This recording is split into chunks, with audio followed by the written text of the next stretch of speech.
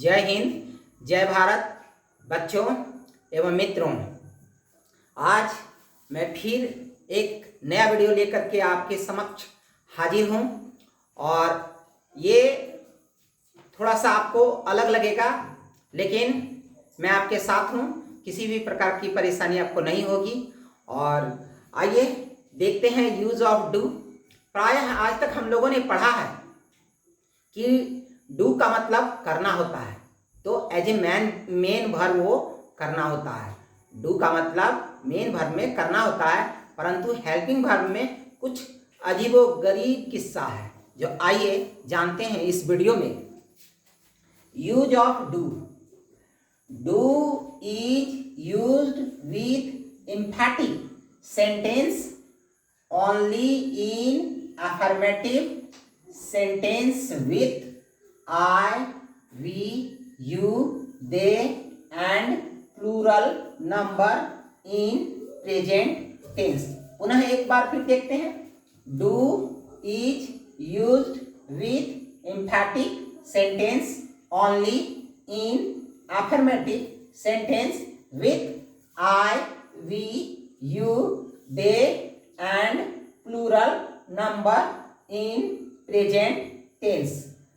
इसका मतलब है कि डू का प्रयोग जोरदार वाक्य के साथ सिर्फ सकारात्मक वाक्य में आई के साथ, वी के साथ, यू के साथ, दे के साथ तथा बहुवचन के साथ वर्तमान काल में किया जाता है। अर्थात अंतिम में हैं, हूं, हो आना चाहिए, उसमें हम लोग डू का प्रयोग करते हैं। लेकिन ध्यान रहे कि एम्फैटिक सेंटेंस इसी को कहते हैं जिसमें जोर दिया जाता है, वैसे सेंटेंस को हम लोग एम्फैटिक सेंटेंस कहते हैं। तो ये लगेगा आई के साथ, वी के साथ, यू के साथ, दे के साथ और बहुवचन के साथ, यानी कि एक से अधिक का जहां बोध हो वहां हम लोग डू का प्रयोग करेंगे एम्फैटिक बनाने के लिए। मैं आपको बता दूं कि इसका प्रयोग कई जगहों पर होता है। मान लीजिए कि आपको बोलना है हम लोग खेलते तो हैं, तो बनेगा वी डू प्ले। मैं जाता तो हूं, आई डू गो। लेकिन वहीं अगर आपको बोलना है मैं जाता हूं, तो आप बोलते हैं आई गो। लेकिन मैं जाता तो हूं, आई डू गो। मैं पढ़ता तो हूं, आई डू रीड। मैं पढ़ता हूं, आई रीड। हम लोग खेलते तो हैं, वी डू प्ले। हम लोग खेलते हैं, वी प्ले। वे लोग सोचते तो हैं, दे डू थिंक।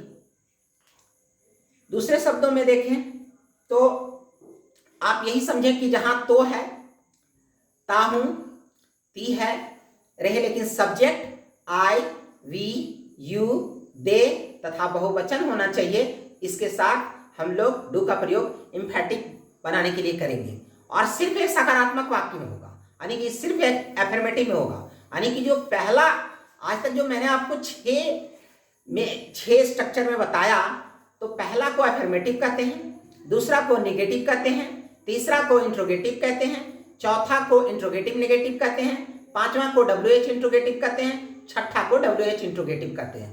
परंतु यहाँ लिखा हुआ है कि सिर्फ एफर्मेटिव सेंटेंस में।